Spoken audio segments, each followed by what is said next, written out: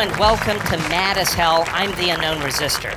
As the heartbreak from the massacre at Robb Elementary School in Uvalde, Texas continues, along with the shooting in Tulsa, Oklahoma yesterday, President Biden this week said that he believes that rational Republicans may be ready to work across the aisle on gun legislation. We have all heard this before. History warns us that this may be a tactic of Mitch McConnell and House Republicans to stall the issue until midterm elections, where they hope to regain control so they can once again sweep the subject under the rug for the NRA.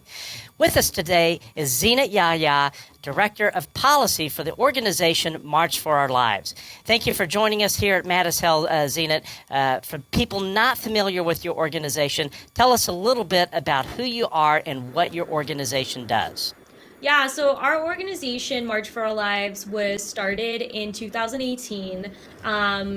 In February 2018, there was a school shooting in Parkland, Florida, at Marjorie Stoneman Douglas High School, and this movement was started after that by students of that high school who experienced the shooting that day, and we have been around since then, kind of building out the movement and rallying young folks around the issue of gun violence. Got it. Okay. And Uvalde, the incident in Uvalde, that was the 27th mass shooting this year. I understand now that guns are the leading cause of death among children and teenagers, surpassing car accidents. And this is just totally insane.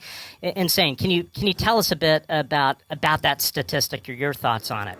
Yeah, that's wild, first of all, and the fact that firearms is the leading cause of death for young people, and Congress isn't really doing much to address that right now is also very, very concerning because our futures are at stake, particularly with the school shooting piece, right, that you mentioned, almost 30 school shootings this year. I think a lot of people have this misconception that, you need more police in schools, you need more school resource officers, but research has actually yet to show that SROs prevent school shootings. We saw this with Parkland, where actually the school did have a school resource officer, and he fled the scene during the school shooting. Along with Uvalde, I know that there's an ongoing investigation that's going on regarding the involvement of police and their inaction during the incident.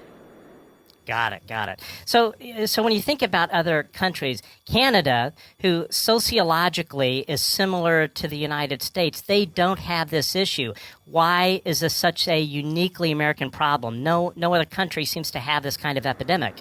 Yeah, I mean, I think this is such a uniquely American problem, like you said, and I think also the piece to that is there are politicians here who are okay with it. And I think guns are also so embedded in our culture here in America, and that is also a huge piece, but also I know that they're probably embedded in other cultures across the country, so that's not necessarily the defining piece. I think the biggest thing here is the access to firearms, right, and our regulations around that. Close to 90% of U.S. citizens support increased background checks on guns, and yet the NRA has continued to be successful in keeping this legislation off the floor. How do we go about breaking the stranglehold that the gun lobby has over these Republican lawmakers? Yeah, I think now more than ever, this time is different in the sense that also, we're having some serious and successful meetings from our experiences in our organization on both sides of the aisle.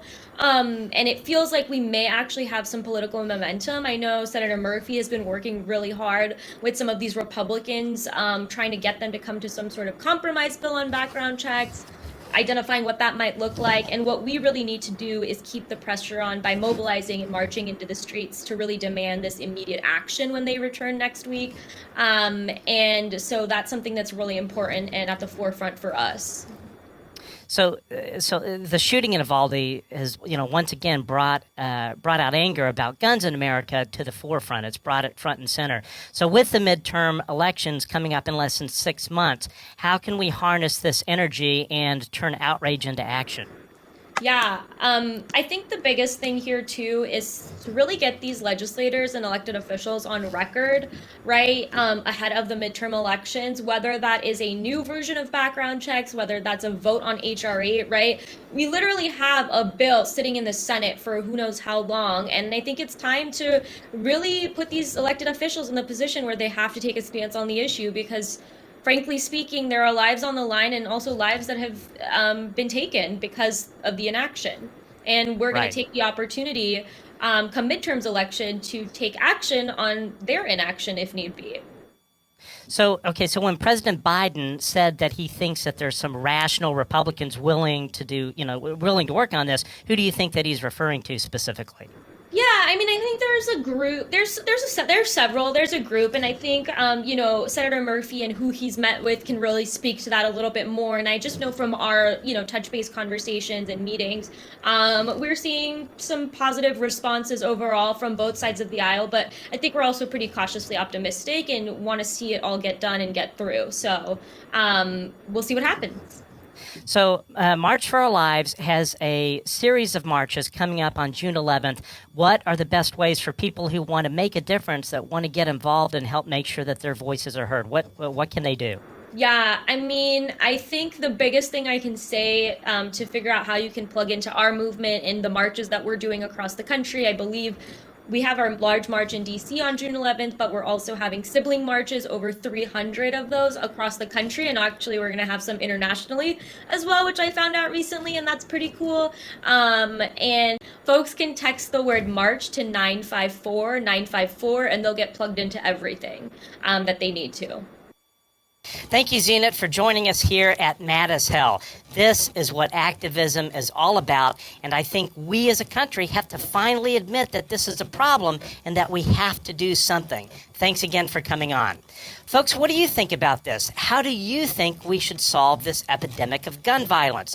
Do us a solid, leave us a comment, and retweet this video. And of course, we always appreciate your follow. Let's get the word out that enough is enough. This madness must end. I'm the Unknown Resistor.